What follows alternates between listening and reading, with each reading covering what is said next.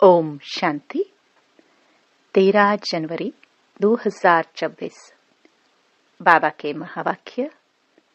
मीठे बच्चे, बाप की श्रीमत का रिगार्ड रखना माना, मुरली कभी भी मिस नहीं करना, हर आज्ञा का पालन करना।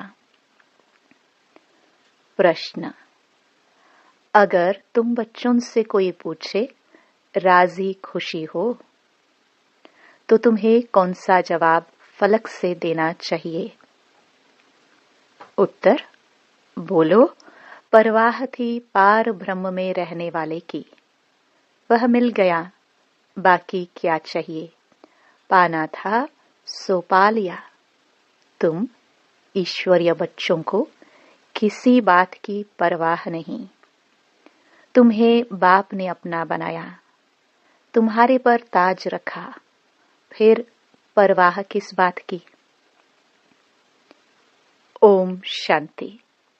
बाप समझाते हैं बच्चों की बुद्धि में जरूर होगा कि बाबा बाप भी है, टीचर भी है, सुप्रीम गुरु भी है। इसी याद में जरूर होंगे। यह याद कभी कोई सिखला भी नहीं सकते। बाप ही कल्प कल्प आकर सिखलाते हैं।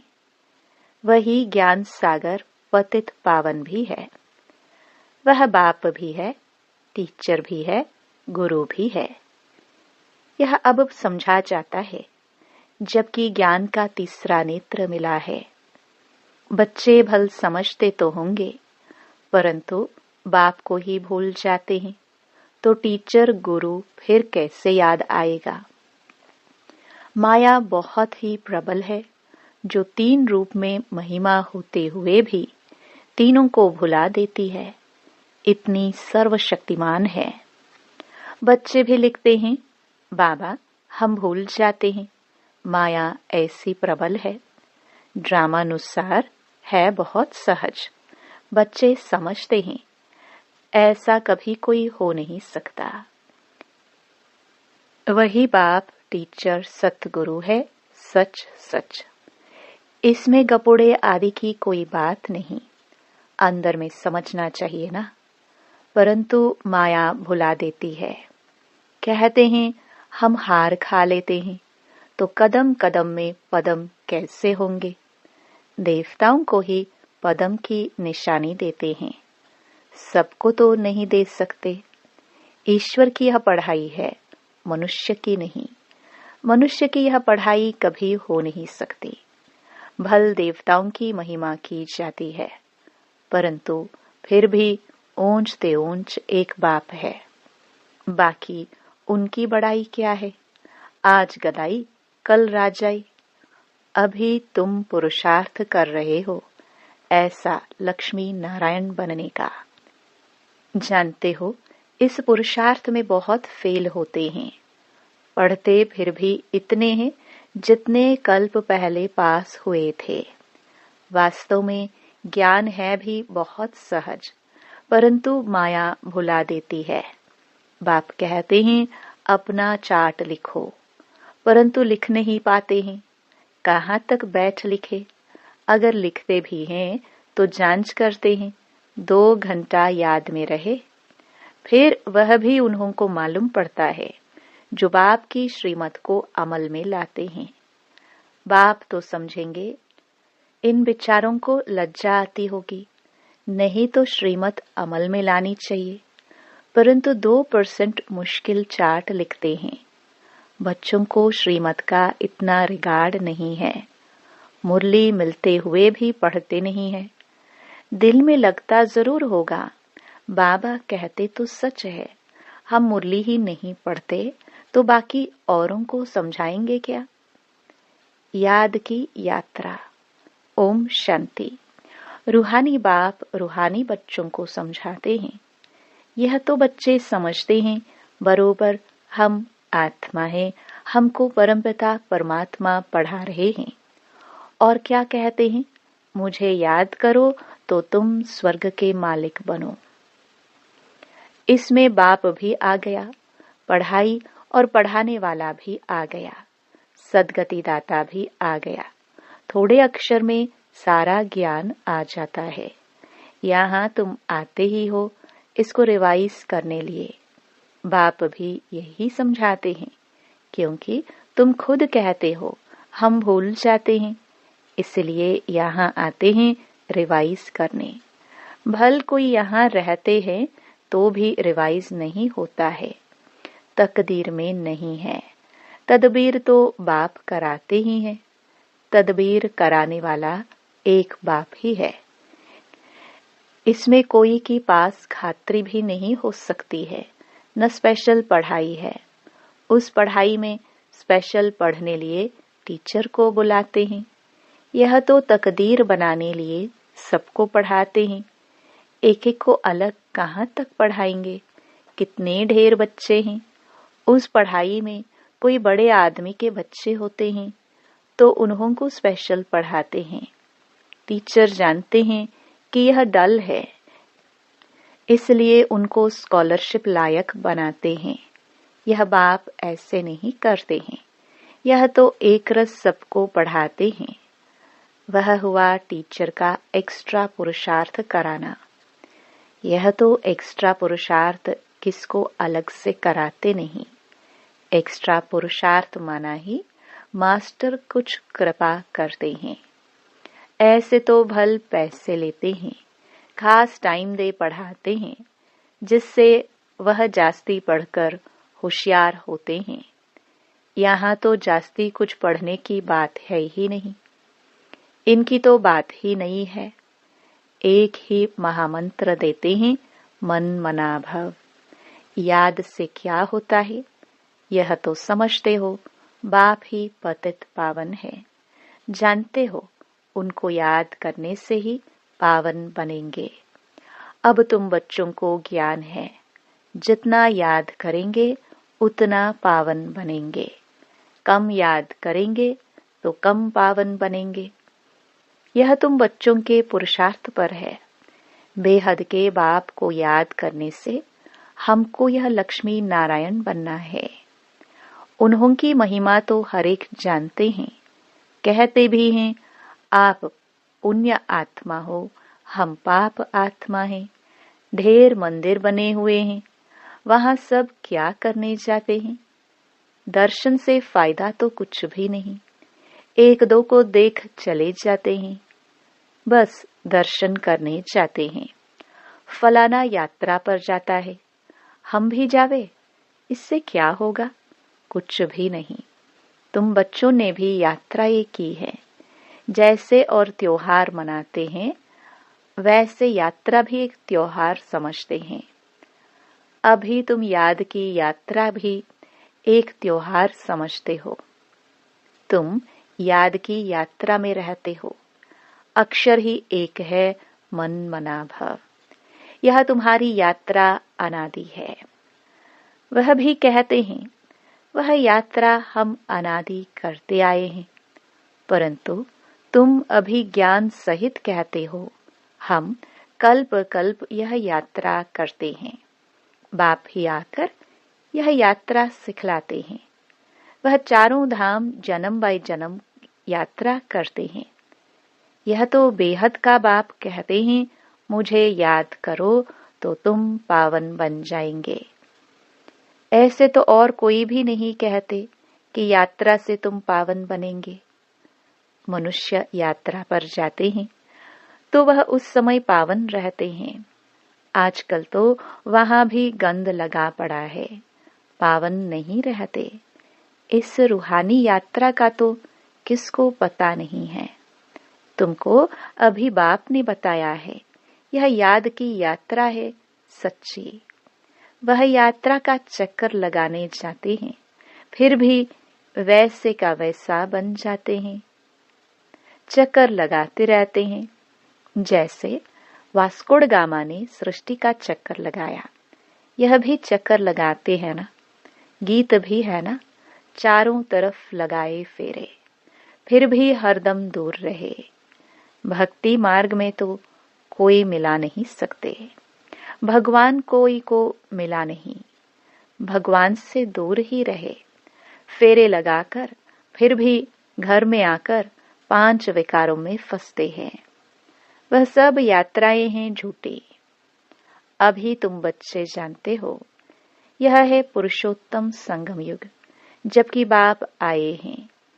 एक दिन सब जान जाएंगे, बाप आया हुआ है।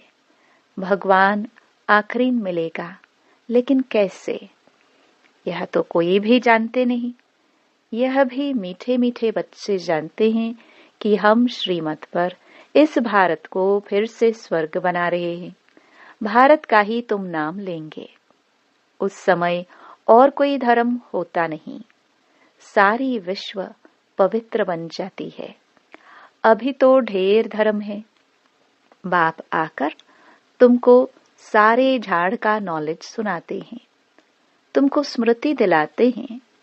तुम सो देवता थे, फिर सो क्षत्रिय, सो वैश्य, सो शूद्र बने। अभी तुम सो ब्राह्मण बने हो। यह हमसो का अर्थ बाप कितना सहज समझाते हैं। ओम अर्थात मैं आत्मा, फिर हम आत्मा, ऐसे चक्कर लगाती हैं। वह तो कह देते, हम आत्मा सो परम आत्मा, परमात्मा सो हम आत्मा। एक भी नहीं जिसको हमसो का अर्थ यथार्थ मालूम हो। तो बाप कहते हैं, यह जो मंत्र है, यह हरदम याद रखना चाहिए। चक्र बुद्धि में नहीं होगा तो चक्रवर्ती राजा कैसे बनेंगे। अभी हम आत्मा ब्राह्मण है, फिर हम सो देवता बनेंगे। यह तुम कोई से भी जाकर पूछो, कोई नहीं बताएंगे। वह तो 84 का अर्थ भी नहीं समझते। भारत का उत्थान और पतन गाया हुआ है। यह ठीक है। सतो प्रधान, सतो रजो तमो, सूर्यवंशी, चंद्रवंशी, वैश्यवंशी। अभी तुम बच्चों को सब मालूम पड़ गया है। बीज रूप बाप को ही ज्ञान का सागर कहा जाता है। वह चक्र में नहीं आते हैं। ऐसे नहीं हम जीवात्मा सो परमात्मा बन जाते हैं। नहीं, बाप आप समान नॉलेजफुल बनाते हैं। आप समान गॉड नहीं बनाते हैं। इन बातों को बहुत अच्छी रीति समझना है, तब बुद्धि में चक्र चल सकता है, जिसका नाम स्वदर्शन चक्र रखा है। तुम बुद्धि से समझ सकते हो हम कैसे इस 84 के चक्कर में आते हैं। इसमें सब आ जाता है, समय भी आता है, वर्ण भी आ जाते हैं, वंशावली भी आ जाती है। अब तुम बच्चों की बुद्धि में यह सारा ज्ञान होना चाहिए। नॉलेज से ही ऊंच पद मिलता है। नॉलेज होगी तो औरों को भी देंगे। यहाँ तुमसे कोई पेपर आदि नहीं भराए जाते हैं। उन स्कूलों में जब इम्तिहान होता है तो पेपर्स विलायत से आते हैं। जो विलायत में पढ़ते होंगे उन्हों की तो वहां ही रिजल्ट निकालते होंगे। उनमें भी कोई बड़ा एजुकेशन अथॉरिटी होगा जो जांच करते होंगे पेपर्स की। तुम्हारे पेपर्स की जांच कौन करेंगे? तुम खुद ही करेंगे। खुद को जो चाहो सो बनाओ। पुरुषार्थ से जो चाहे सो पद बाप से ले लो। प्रदर्शनी आदि से बच्चे पूछते हैं ना, क्या बनेंगे? देवता बनेंगे? बैरिस्टर बनेंगे? क्या बनेंगे? जितना बाप को याद करेंगे, सर्विस करेंगे, उतना फल मिलेगा। जो अच्छी रीति बाप को याद करते हैं, वह समझते हैं हमको सर्विस भी करनी है, प्रजा बनानी है ना। यह राजधानी स्थापन हो रही है तो उसमें सब चाहिए। वहां वजीर होते नहीं। वजीर की दरकार उनको रहती जिसको अकल कम होता है। तुमको वहां राय की दरकार नहीं रहती है। बाबा के पास राय लेने आते हैं। स्थूल बातों की राय लेते हैं। पैसे का क्या करे, धंधा कैसे करे। बाबा कहते हैं यह दुनियावी बातें बाप के पास नहीं ले आओ।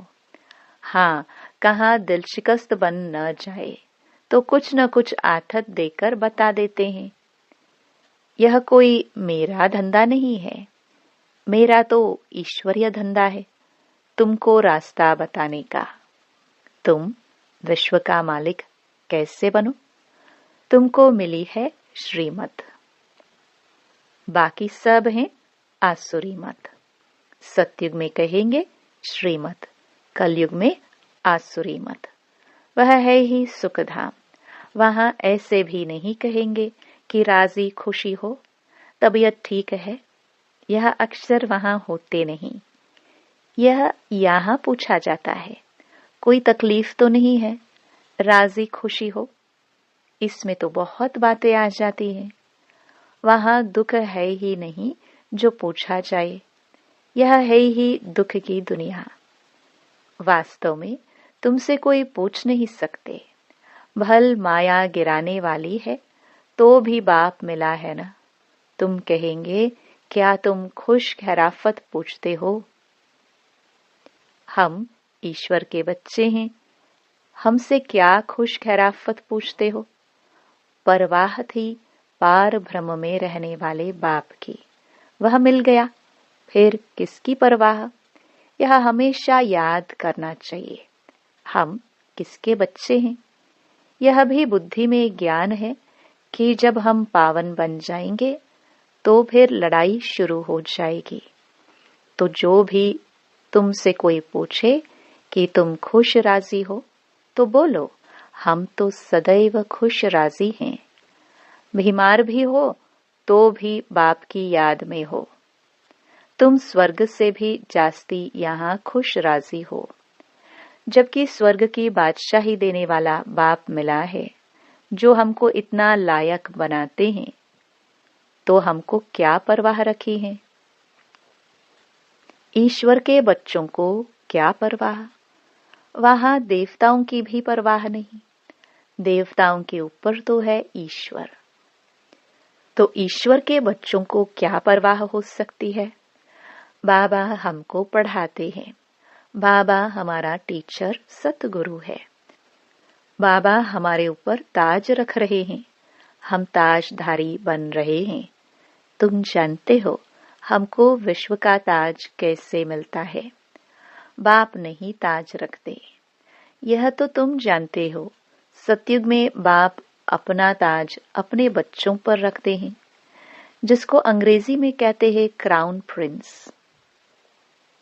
यहाँ जब तक बाप का ताज बच्चों को मिले तब तक बच्चे को उत्कंठा रहेगी, यह बाप मेरे तो ताज हमारे सिर पर आवे। आश होगी प्रिंस से महाराजा बनूं। वहां तो ऐसी बात नहीं होती। अपने समय पर कायदे अनुसार बाप बच्चों को ताज देकर फिर किनारा कर लेते हैं। वहां वानप्रस्थ की चर्चा होती नहीं। बच्चों को महल आदि बना कर देते हैं। आशाएं सब पूरी हो जाती हैं। तुम समझ सकते हो सतयुग में सुख ही सुख है। प्रैक्टिकल में सब सुख तब पाएंगे जब वहां जाएंगे। वह तो तुम ही जानो स्वर्ग में क्या होगा। एक शरीर छोड़ फिर कहाँ जाएंगे? अभी तुम्हें प्रैक्टिकल में बाप पढ़ा रहे हैं। तुम जानते हो हम सच सच स्वर्ग में जाएंगे। वह तो कह देते हम स्वर्ग में जाते हैं, पता भी नहीं है स्वर्ग किसको कहा जाता है। जन्म जन्मांतर यह अज्ञान की बातें सुनते आए। अभी बाप तुमको सत्य बातें सुनाते हैं। अच्छा, मीठे मीठे सिखिलदे बच्चों प्रति माता पिता बाप दादा का याद प्यार और गुड मॉर्निंग।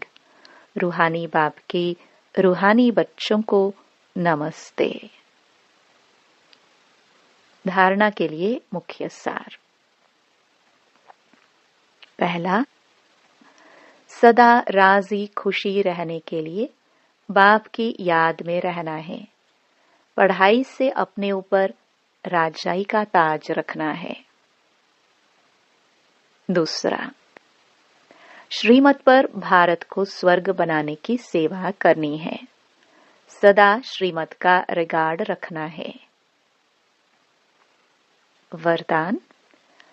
श्रेष्ठ तकदीर की स्मृति द्वारा अपने समर्थ स्वरूप में रहने वाले सूर्यवंशी पद के अधिकारी भव। जो अपनी श्रेष्ठ तकदीर को सदा स्मृति में रखते हैं वह समर्थ स्वरूप में रहते हैं। उन्हें सदा अपना अनादि असली स्वरूप स्मृति में रहता है। कभी नकली फेस धारण नहीं करते। कई बार माया नकली गुण और कर्तव्य का स्वरूप बना देते हैं। किसको क्रोधी, किसको लोभी, किसको दुखी, किसको अशांत बना देती है। लेकिन असली स्वरूप इन सब बातों से परे है। जो बच्चे अपनी असली स्वरूप में स्थित रहते हैं वह सूर्यवंशी पद के अधिकारी बन जाते हैं। स्लोगन। सर्व पर रहम करने वाले बनो तो अहम और वहम समाप्त हो जाएगा। अव्यक्त इशारे। इस अव्यक्ति मास में बंधन मुक्त रह जीवन मुक्त स्थिति का अनुभव करो। जब आपकी रचना कमल पुष्प जल में रहते जल के बंधन से मुक्त है, तो जब रचना में यह विशेषता है तो क्या मास्टर रचना में नहीं हो सकती? जब कभी बंधन में फंस जाओ तो अपने सामने कमल पुष्प का दृष्टांत रखो कि जब कमल पुष्प न्यारा प्यारा बन सकता है तो क्या मास्टर सर्वशक्तिवान नहीं बन सकते? तो सदा बन जाएंगे। ओम शांति।